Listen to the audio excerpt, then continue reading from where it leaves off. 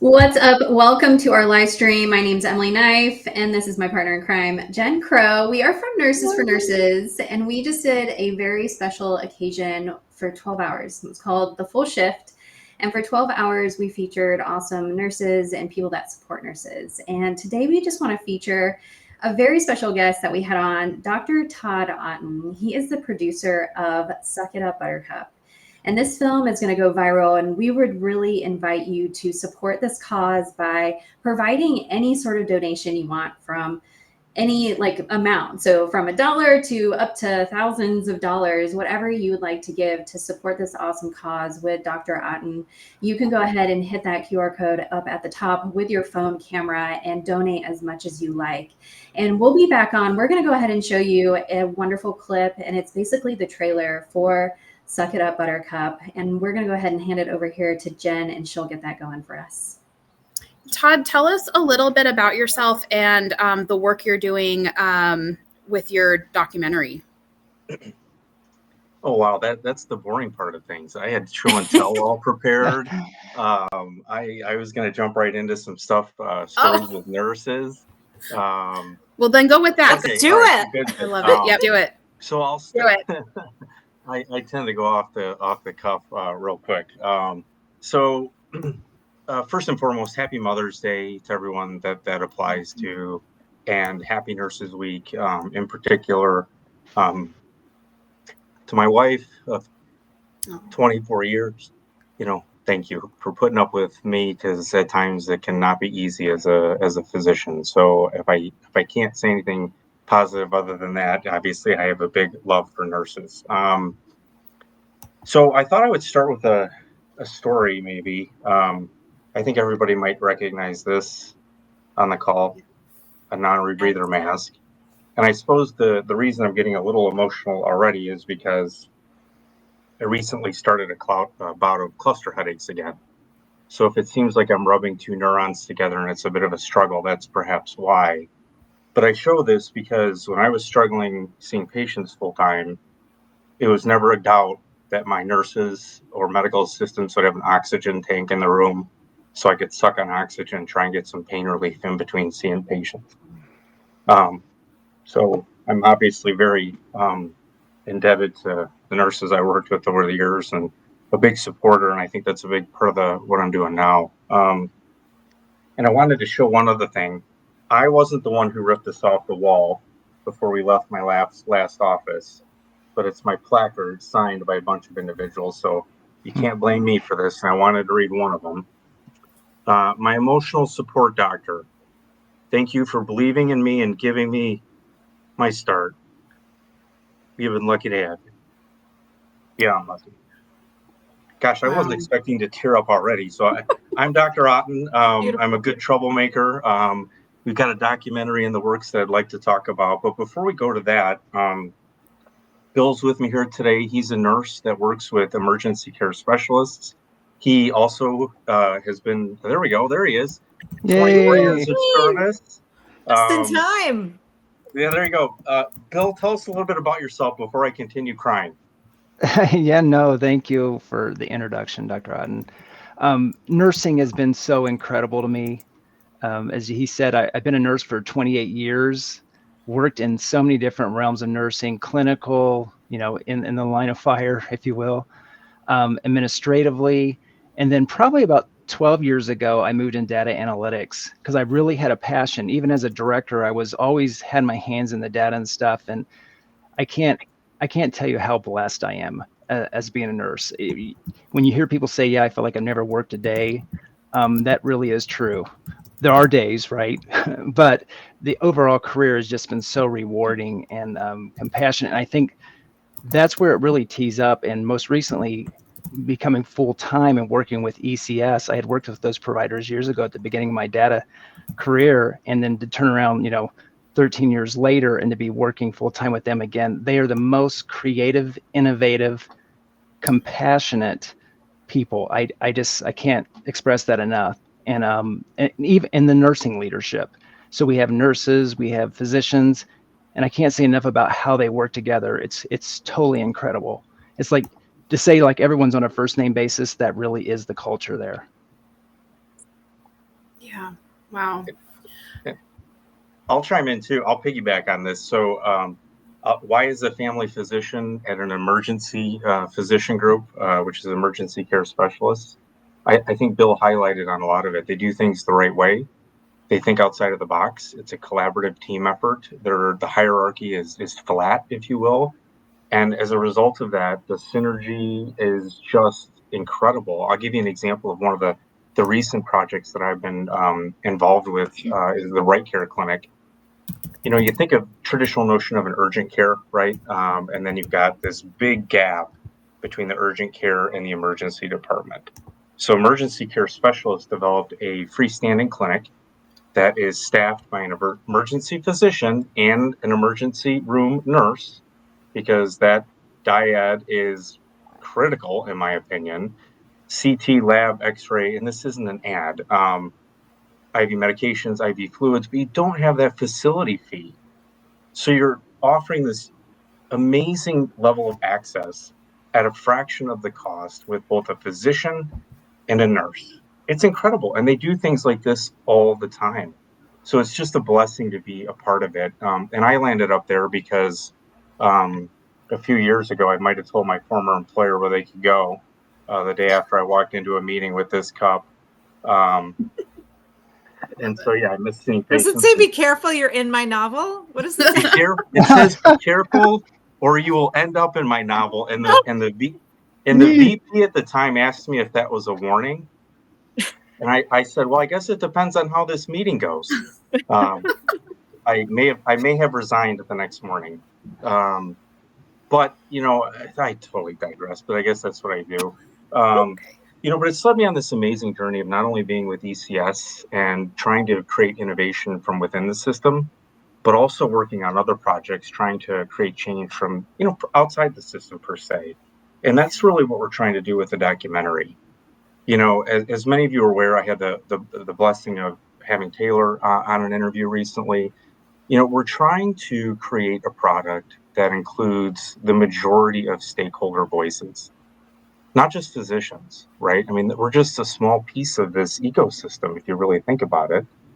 We've got nursing voices, patient voices, CEO voices, former executive voices, business people voices, but really to pull the curtain back on what is really going on. And more importantly than that, an evergreen call to action will come out as a result of this. I don't want to play spoiler here because then no one will watch it potentially. But we feel this is a big opportunity to bring groups together that haven't traditionally worked together to really be the voice for hopefully lasting positive change, if you will.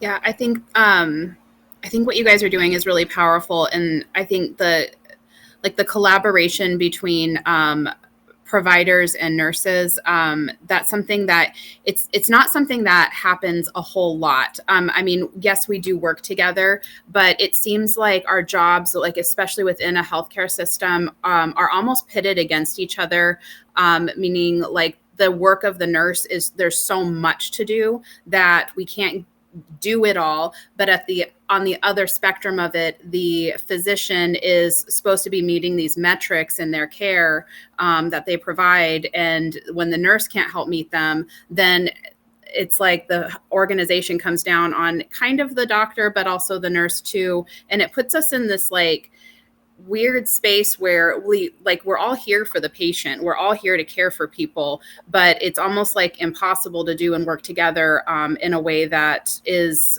like cohesive, just because of how, I guess it's like we just have so many patients and they're all just sicker, and it's hard to meet like the metrics and the standards of these like hospitals on what they want to see.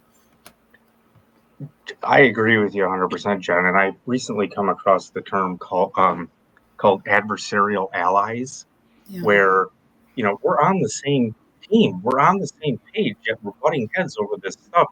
And unfortunately, I think some of it's intentional how our system has developed over the years. I think some of it's unintended, if you will. I think the reality is we have got to learn how to play nice in the sandbox. Is one of the things I used to say as chief of staff. In fact, if my memory serves me correct, I had three things I wanted to do. One of them involved shorter meetings, maybe I don't remember the second one, but the third one was don't throw sand at each other because it's not helping anything, right? It really isn't. And we've got to get over that. And you don't know what's happening to that person at home, behind closed doors. You don't know what trauma they've experienced. We need to have compassion, not just for patients, but for our colleagues too. Yeah, we could go down so many rabbit holes I with was like, you're this. speaking my language over here, Todd. Like, this is what I'm talking about. I mean, as I'm hearing you speak, I remember having a conversation as a leader with the director of IT. And he's like, well, why don't you just put a ticket in? I said, because we don't have time for tickets. How about we figure out why we can't put tickets in and why things are not getting reported and why we can't scan? And you know what ended up happening because nursing and IT talked and we got rid of all the other people? They started rounding on all the units to check in. Are there any immediate IT needs? I'm here. I'm here for the next hour. Like, what can I do? And IT feels the lack of patient care when it's because of an IT problem. And we forget about them. We forget about IT. We forget about EVS. We forget about these disciplines within the hospital that without them, we couldn't do our job. And I just think it's so beautiful that we're seeing that pendulum swing where we're all pulling back together. Like everybody, Angie was just talking about that earlier with nursing, but I feel it with physicians and all of our disciplines, just really wanting to connect. And I love it. I absolutely agree 100%. I think that's because you had the question about, what does nursing mean to you? And I love those kind of reflective things, but it really made me think, you've heard like servant leadership, right? But I really feel like the innovation, the collaboration is key. And it really is in life too. That's not just in our careers. And so I think we kind of, as people, we gravitate to something that maybe we get fulfillment out of. And that's why I went to nursing informatics, because of what you just described, Taylor, like that connection between IT and then clinical nursing. And we get so compartmentalized in what we're doing, our daily task and how we're leveraging it. It just seems like new technologies coming on top of you all the time. So to have some of that clinical background with IT as an example, you're able to kind of bridge those conversations and to have those innovative, creative moments to work through things, instead of building an EHR and trying to mirror what the nurse is doing, or the vice versa, right? And then all of a sudden we got this disjointed working relationship kind of going on that takes a lot of resources to consume. So I really appreciate how you that kind of brings it all together. Nobody wants to see our patients suffer because there's a delay in reporting something or just any one of these things. We don't have linens, blankets. I mean, we don't want that to be. We just have to pull together. And I love this. Love it. And that I'll circle that back, a little plug for ECS, emergency care specialists, where we work, is that is where that is the pinion. That is what drives that organization. It is so palpable. I mean, you walk in there, you just get goosebumps. Every meeting, people are invested in making the process better for the patient, patient-centric decisions. And then, yes, of course, we got to, no margin, no mission. You got to pay attention to the finances too. So we really try to get that 360 view of the decisions we're making and trying to improve them in all aspects if possible. So, yeah, that's beautiful. Yeah.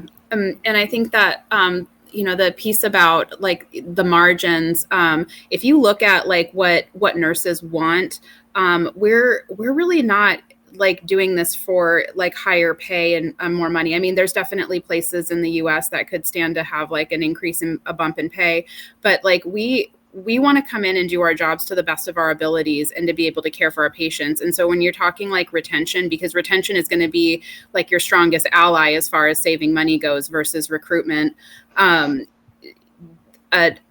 positive work culture that takes care of its patients and has processes that are smooth and you're not having to do a bunch of workarounds and there's not a lot of barriers, that's an organization that's going to retain its staff.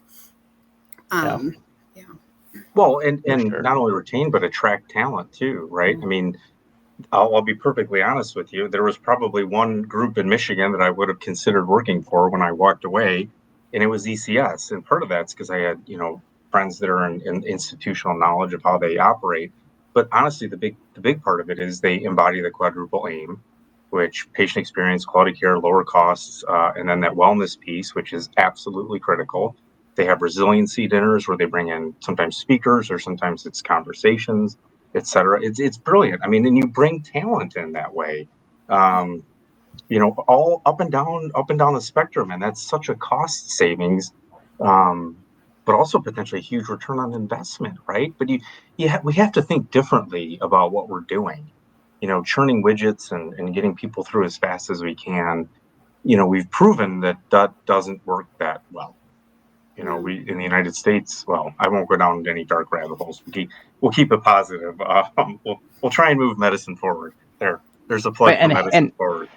And kind of on top of all that, if you get that oiled machine going in the right direction, happy employees in any industry is happy customers or happy patients.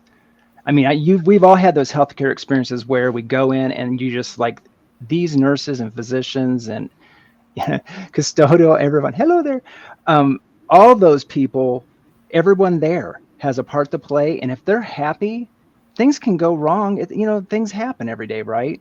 But you can feel that energy and that to me, give me a place like that any day that has that, that culture of just working together and really people being happy about being at the place they work. So. Well, and I'll double click on that too. There are pockets out there like this. They do exist. It's not the norm. I mean, obviously there's a lot of stress. There's a lot of problematic things going on in the healthcare landscape, but there are little pockets of magic out there. And I think it's time we celebrate those things and say, well, what is that group doing? Why is that working? Why does nobody leave? Why is everybody happy? And then scale that, right?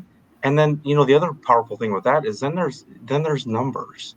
Because a lot of people feel like they feel helpless. We're in this learned helplessness phase where I'm just one person. What can I do? Well, we need to unlearn that because there's 5 people right here.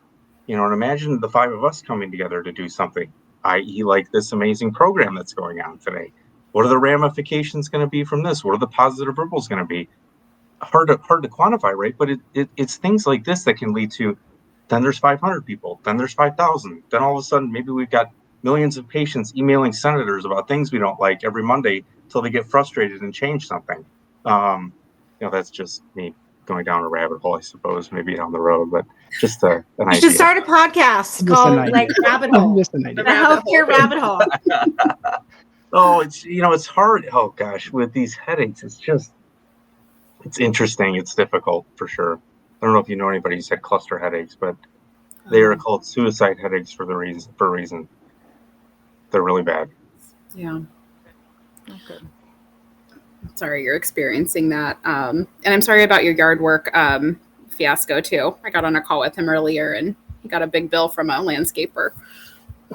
Unexpected. Oh yeah, communication, transparency. Why would we have those things as, bills are getting bigger. Oh, well, that sounds like healthcare, right? You go into the hospital, you come out, there's this massive bill. Nobody knows what it's for. There's an EOB somewhere, right? Somebody's paying something in theory. Anywho, should we transition and watch the sizzle reel, and then maybe you can do some Q&A for a little bit? That'd be great. Do you want to just give us a quick overview of what this documentary is? Sure. So I think it's worth framing this a little bit, right? So as one of the initial crew involved in developing this, you reach out to your inner circle.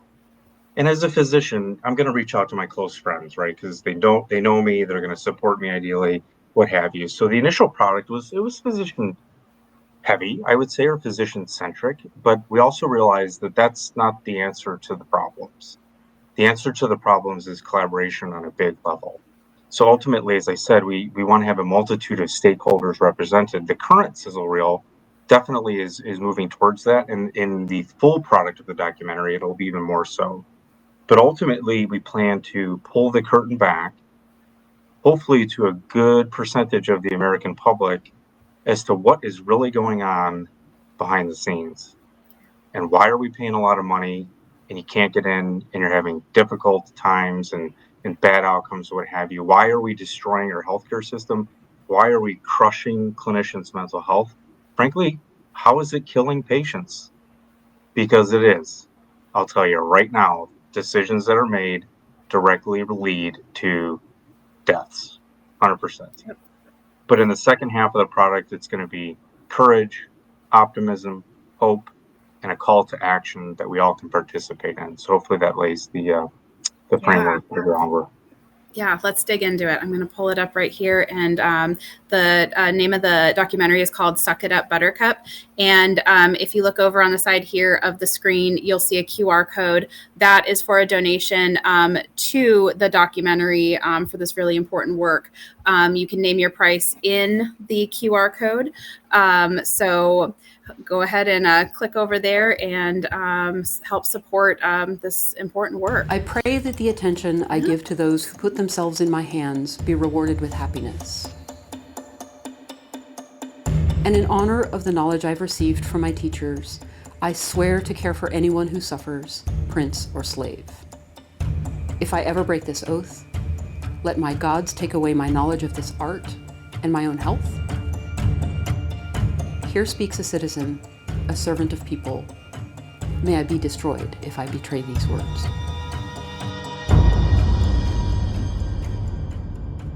When we take that oath, we make a deep commitment to put that patient in front of everything. Our families, our own well-being, our sleep, our food, our rest, everything. Nobody starts out in college to say, like, what I'd like is to have a job that at night I go home and I'm scared and sad. Nobody signs up for that. You know, if you're a police officer and you accidentally, I think even if you discharge your weapon, you have to do debriefing. And yet as physicians, we lose people and then we're expected to just walk into the next room and put on a smile and say, how's your day? And act as if that hasn't affected us when it really does. We were taught to stuff everything in a box. And that destroys a bit of us every single time when we can't deliver the care that we promised we would deliver. I think sucking it up is exactly what we do. And we just push through until we can't take it anymore. I do feel like the job killed him. That's what killed my husband. Being a doctor killed my husband. Harm is continuously happening, not only to the patients, but to every single staff member within the hospital. And the problem is, if the nurses and doctors at this point are harmed, who is helping the world? We're on a not a good trajectory right now as a result of profits over people. It needs to be the other way. For profit will always be for profit. They will talk about safety, they will talk about quality, they will talk about service excellence, they will talk about taking care of their people, but the ultimate suck it up buttercup is really what the true philosophy is behind the scenes. If you're a corporation, your allegiance is to stockholders. So if you're a healthcare corporation, your allegiance is still to stockholders. You know, there's no ethic that requires you to have some sort of responsibility for patients. If it's not billable, they don't want to know about it. I don't have one particular time that a patient was harmed because of lack of staffing. It's how many times did it happen in one shift?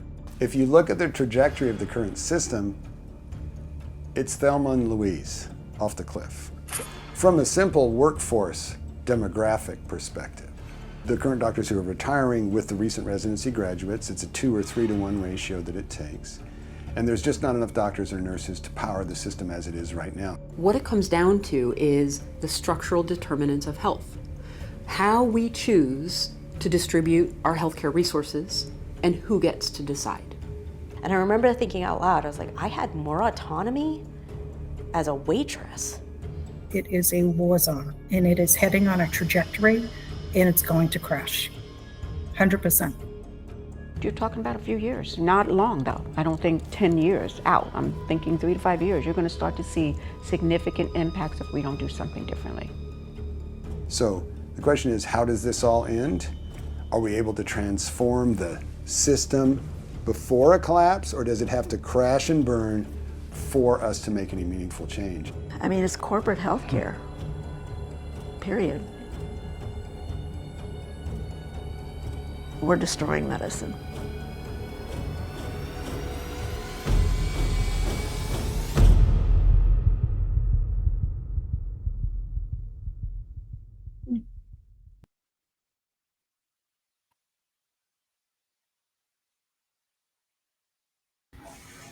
So powerful. Every time I see it, I'm just like,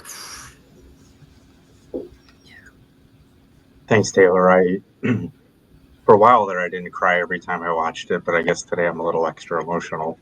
Yeah, I'd love other thoughts, Emily or Jen or Bill, what you think about it, where we're headed with this. This project is, and I'll say for a second, it's taken on a life of its own. You know, I feel that it's bigger than any one person that's involved in this. And I think that's part of the thing that's amazing. It started as a grassroots effort and has continued as such. So yeah, if you want to know more about it, you're welcome to reach out to me on LinkedIn. And I think everybody on this call has my cell phone. If you're on the same team, I'm happy to have that shared with people. Not sure I'd be thrilled to talk to certain insurance executives about their thoughts on things, but I'll leave that aside. Yeah. I think it's so important, coming from like the nursing workforce. There's not a lot of light that shines on the mental well-being of the actual physicians too. A lot of the times when you look at all of the health and wellness products that are coming out for nurses specifically, doctors are kind of lost in that shuffle. Like, we just kind of assume you guys are good and okay, and you guys. The facility that I worked in, our doctors were. We had like ortho doctors working all day, 12 hours straight, and then taking call all night long, and then coming back and working all over again. And I always thought, like, how can you do that? Like, how are you doing that? How are you going into surgery and then coming back and being on call all night long? And I would work night shift, either house supervisor or as a transfer center. So I'd be one of the ones calling and waking them up to, pull patients in from the rural communities. And I didn't ever understand it, but I never really thought it. Just never, you never really see the struggle, because I think I don't know, you guys, just the doctors that I've worked with just seem so like strong and good, and yeah, we're good. This is just how it is. So I think that really shines light on that doctors are not okay either. None of us are okay. Well, Bill, it looked like maybe you were going to say something, but I'll jump in here for a second too. So, in my career, I don't even know how to say this. I've had 4 of my colleagues die by suicide. 4. That's insane. Yeah. There aren't that many of us. When I was a resident, I had the blessing of being before the 80-hour work week, and I tallied up how many hours I was in the hospital in a given week. In the hospital, not commuting, not whatever. 126 hours in 1 week. You tell me if you want your airline pilot having been flying a plane for 126 hours. I guarantee you do not. Yet that's what we have done routinely. And there's a lot of history that goes back to this, and I won't get into that. But I think one of the other issues that, at least in my generation of training, was you just stuffed everything into a box. As I said in the sizzle reel there, and that's all well and good until it's not. And when it's not, it becomes a freaking mess. And I think that is why we have so much, mental health issues, substance abuse issues, suicide, etc. But I don't want to dwell on the negative. I think it speaks to why we've got to shine the light on amazing projects that are out there and turn this around. I mean, it's why I'm with the group I'm with, because they're trying to make a difference from the inside.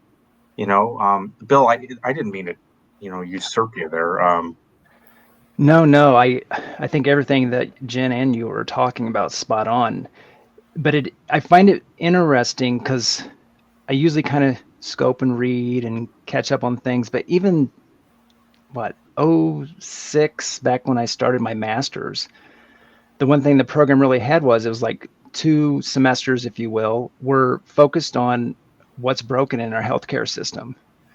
That's back in 06. So it's all good. I mean, you have, first is awareness, right? If you don't have awareness and you don't have insight, and so there is that, you have to have that illumination of, hey, we really have a problem here. But we've really got to rally more people to have the needed resources and to share. I love that, to share the practices that we're doing that is successful. How are we changing healthcare and making it effective? How are we improving the work culture and relationships between teams, and pick the best models? If we had I bet if we took one thing from every group across the United States that is doing something good, you could create such an amazing, that it would transform care. It's not like we have to come up with super innovative, never been done before thing, but sometimes it's just taking the best of what's actually going on out there and actually trying to get it. Now, it's a Herculean effort, right? It's like saying, hey, change our healthcare system. Because, all of us on the call know that you would think in the United States we would have the best outcomes. But we've known this for decades that we don't. And there's been, obviously, that's kind of the reality side of it. And you don't want to downplay what people have done and that certain things have improved, right? But I just think there could be such a rally for that, improving operations, improving the way that we're working together to prove that model. And I love that video that's the first time I saw the video. So it was like really calling that out and saying, it's going to change one way or another. Yeah.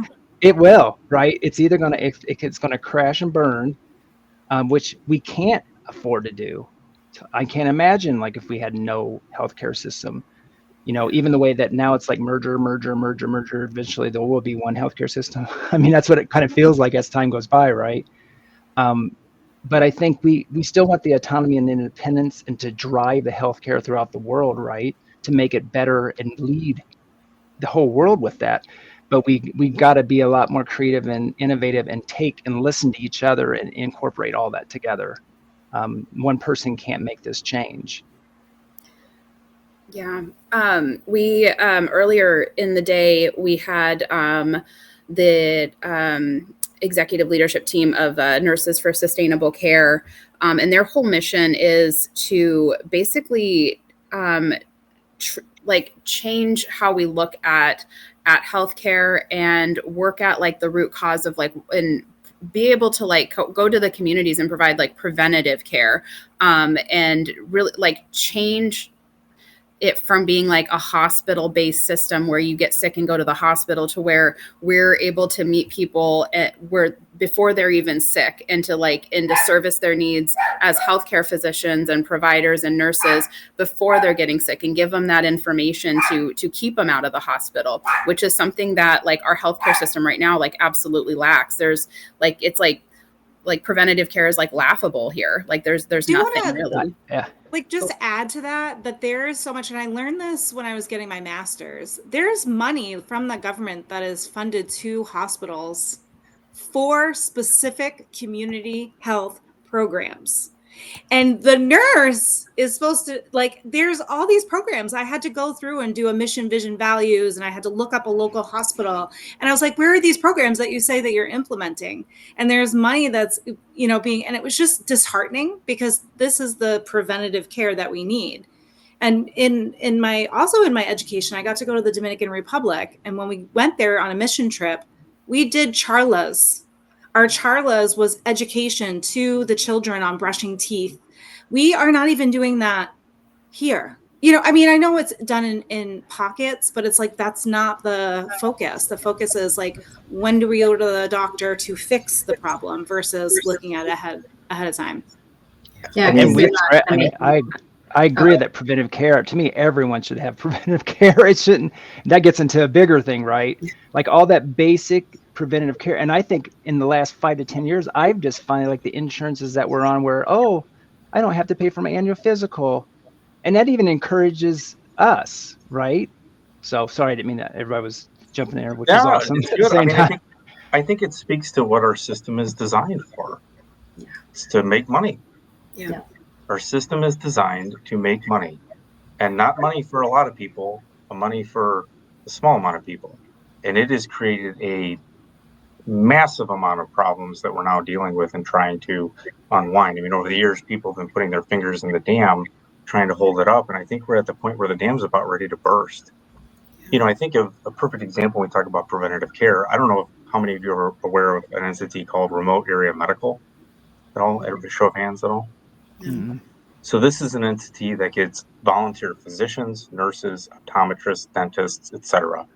They gather up some trucks, bring all the equipment to often state fairgrounds, and provide free care to people that don't have access. Any guess at roughly how long this has been going on in the United States at scale? 30 Hundreds years. of people. 30 years. 10 years. 40. 40 Yeah. years. 40 years of servicing people that are either underinsured or uninsured, if you will. It's unreal, and this is happening in state fairgrounds where they clean out the animal stalls to then provide care to our fellow human beings in the United States. What are we doing? What are we doing here? And It's then you're crazy. happy that your community has that service for them. Totally, Right? yeah. I mean, people yeah, there is are it? thrilled, right, that they're getting it. But it's like, okay, is this how did we get to this point? And I think it speaks to where the priorities are. Preventative. I'm a family physician, right? And part of that was, I had a transition early on in my career. I thought I wanted to be a trauma surgeon. I did a year of general surgery, hence the 126 hours. I loved operating. I realized the culture was, don't hate me, surgery colleagues, but I realized the culture was probably a little sadistic. And I'm like, oh my God, what did I just get into? It's true. Fortunately, I transitioned as a flight surgeon, which is primary care, and I loved it. People, my patients were like my family at times. And you can make the seemingly smallest decision that had a massive impact and save the system a boatload of money. And it might not have been, the gold standard or whatever, but for that person that's sitting in front of you, that was the right decision for them. And that's what we need to get back to. Not this cookie cutter black and white, everything needs to go this path or this path, but there's a person there. What do they want? What is their past? What is their history? What is their trauma? Where do they work? What is their goal? Maybe they're in the ER because they're hungry. What's the root cause of that, right? So, yeah, I get on soapboxes really easily these days. Yeah, no, that's good. We appreciate soapboxes, and that's why we formed this space so you can have a box to stand on, Todd. And yeah, we love this. And yeah, I mean, I kind of wanted to hit back the stigma of physicians just being okay all the time. And what Jen really said just really made it so aware that our physicians are not okay, but they put on this front like I'm good, I don't need anything, but that's taught in medical school. That is like literally brainwashed into you. Like, you are independent provider, like you are independent, independent. And we see our physicians like on their last string. I've lost 2 friends that were physicians to suicide as well. And it's absolutely heartbreaking because it could have been prevented. Most suicides could be prevented. And, I think this is what the business model wants. They want robots. And a lot of physicians are finding that they're not robots. And feel like physicians and nurses, we all come in with such golden hearts and the epitome of caring for others. We want that for our patients, but we get into the system and we're like, what the fuck? Like, quite literally, like, what is happening? And it now doesn't come from this heart-centered place. It's now this person in front of me is a number. It's not even a person anymore. And so just kind of refocusing back on how can us as nurses support physicians, because I know that the physicians that are my friends, even if they stated that they were having mental health problems to another colleague or to even their boss, they have to go seek care. And then they have to go on some other programs, and they might not even be able to practice medicine for some time because now they're in this mental health situation that also could have been prevented. So how can we as nurses support physicians just a little bit better in the areas that we work in together? Yeah, that's a wonderful line of thinking and questioning, if you will. There are a lot of stigma out there. Fortunately, there's some amazing groups working on this. The Lorna Breen Foundation is a great example of reducing those credentialing barriers to getting the appropriate mental health or whatever treatment you might need. I'm well versed in what's going on in the state of Virginia as a result of the Medical Society of Virginia and the Safe Haven Collaborative and Psychological Safety, and their CEO is amazing. So there's a couple extra plugs in there. But I think coming back to sort of changing the big picture stuff, right? I mean, that's important, right? But not all of us are going to go out there and talk to senators and advocate for this or write a book or whatever else you want to use as an example. I'm going to offer something simple. And this can be any human being talking to another human being. If somebody looks like they're struggling, all you gotta do is say, "Are you okay?" And that in and of itself might save a life. It might open the floodgates that are needed for that individual to let their guard down and say that they are struggling. You know, I regret every day that I never asked my partner if he was okay. You know, I'm okay with it now, but it would have been so simple. And had I just asked, he might still be here. So just, if someone looks like they're struggling, just ask if they're okay. And that might be all you need to do. Hearing you say that, it's like instantly took me to a place of people have asked me that and I have instantly cried. The words are not even out of their mouth and I'm already crying because somebody saw me. And I think that's so profound, because truly it's just about wanting to be seen, right? That's why we're upset about Dunkin' Donuts not giving us free coffee. Like, you know, it's about being seen. And yeah, it's just so powerful. I feel like there's so many correlations with the military and military training and boot camp. And we see this in academia where we tear people down, and, you know, like physicians with 126 hours, you know, that's not unheard of. That's, you know, that was their norm. And I just feel like nobody picks them back up. We just break them down so that they fit like cogs in a wheel in our system until they're gone. You know, because nobody is asking, "Are you okay?" It's like, how profound one question can change anything. Well, and the other point to piggyback on that a little bit, Taylor, you know, when I give keynotes, I call it the power of 1+1. I think there's some creative freedom in that because I can eventually just take it wherever I want to a lot of times, which is kind of what I like to do anyways. But the reality is you make that little connection, that little touch point with another human being, you have created a bond. And possibly a very strong bond that will come back to create additional benefits in many, many different directions going forward. You know, when you need say for a nurse physician, for example, that nurse asks the physician, "Hey, are you okay?" Gave him a chance to vent, gave him a chance to reprieve. You know, when the nurses need some physician backup, there's a relationship there. You know, and who knows how that might evolve. So anyways. And yeah, and I'll throw in, I encourage people, like, we're caregivers and we like to take care of everything, but just listen. You really don't be afraid to offer that to someone and say, "Are you doing okay?" Because you don't have to, it's not like you're trying to solution that for them. You just be a sounding and just listen.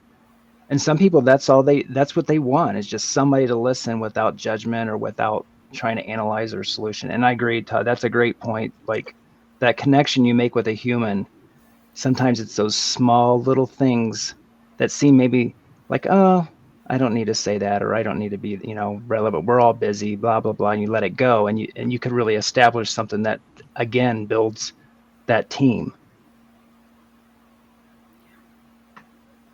100%. 100%. Wow, guys. Well, thank you so much for being here and for the work that you're doing, and just everything that you guys are working towards. This is the kind of stuff that is going to help change the systems that we're all trying to. We don't want it to burn down, you know. We just want it to change. It needs to change desperately, and I think that this documentary is going to be very powerful, and I can't wait to see it when it comes out. So thank you so much for creating it, and yeah, thank you guys, and just spending time with us today, taking times out of your day to be here. And I'm sorry about the scheduling snafu. That was all me. Listen, Jen's been kicking butt and taking names doing this whole thing. So if that's the only gift that you've made, Jen, please pat yourself on the back. Yeah. several different time zones and an Excel spreadsheet in military time. I'm like, I don't even know. Good times, good times. Well, happy Nurses Week, everybody. Thank you so much for having me. Yeah, thank you guys. Guys. Take care. And don't forget, people, give their documentary a donation. It deserves it. It's going to change the world. So thank you. Thanks, John. Thanks, guys. Thank you. Good to see you guys. Wow, it just hits every time.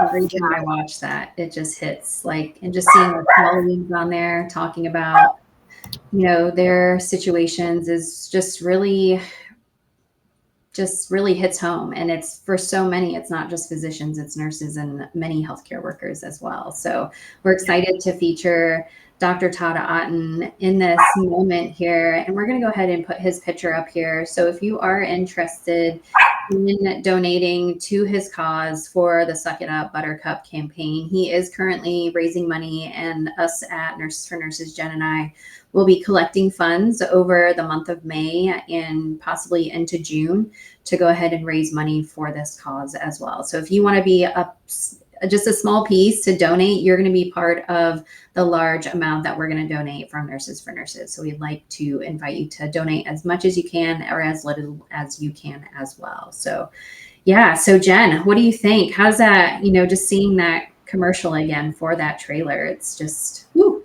Yeah, it really brings me back to how siloed off we are as nurses. We don't really think about the doctors having burnout as well. I know it's out there and it's a thing that you hear about, but this kind of rings true for nurses and doctors and other healthcare providers. We're all burned out, and none of us signed up for this. None of us that went to school and invested in our education and invested in a career in healthcare signed up for the corporate healthcare model. And so this piece, I think, is going to be so impactful, and it's going to touch a lot of us in the healthcare industry because we're not really talking about this. I don't hear a whole lot from people in general, like friends on the outside of healthcare, about, oh, wow, when I went into the hospital, I realized that my nurse had all of these other patients. And a few years ago, they only had, these many patients. So you don't really... They don't really understand. I don't think people understand that you pay the same amount for your health care and going into a hospital and receiving care, whether your nurse has 3 patients or whether they have 9 patients. You're going to pay the same amount. It's going to get billed to your insurance exactly the same way. And this gives corporate healthcare systems, which is all of our healthcare systems, basically the ultimate power to control, to make profits off of the back of the sick and make profits off of the back of healthcare workers. And so this is our time to stand up, say no more, and really come together as a cohesive doctors, CNAs, nurses, all of the pieces that actually care for the patients, that are actually doing the work to say we don't align with this and we need changes from policy all the way down into the facilities. So this piece is going to be really important. We appreciate your donations if you can. And like Emily said, $1 all the way to however much you want to donate. If you think this is super impactful and really want to put some money into it, it's going to an excellent cause. So thank you guys so much. Emily, was there anything else that we need to add into this? We're trying to do live streams, trying to showcase our whole full shift because we talk to so many amazing people. Yeah, absolutely. Yeah, no, I think you got all of it, and you said some very profound things just about our healthcare system and how it's really profits over patients. And, this film really does feature the other side that we don't get to see a lot, and that is the side of the healthcare worker. And so, yeah, we invite you to donate and come and join us for some live streams. We'll be on quite a bit here, and you can go ahead and just click your phone app on your camera, on the phone, all the things. Just scan the QR code and it will take you to the donation page. So we look forward to seeing you. If you're not a member yet of heartbeatrn.org, I invite you to also join us there. It's a free community for nurses, and we'd love to have you there. So let's go ahead and show the picture of Dr. Otten just to represent him here just for a moment. This handsome guy right here is the producer of It Up Buttercup, and he is currently raising money. So if you'd like to donate, you can go ahead and scan that QR code at the top. So again, thank you, Dr. Otten, for being on Full Shift. It was wonderful to have you, and we look forward to helping you out and partnering with you as featuring your trailer at Modern Nurse Fest. So we look forward to seeing you guys soon. And yeah, anything else?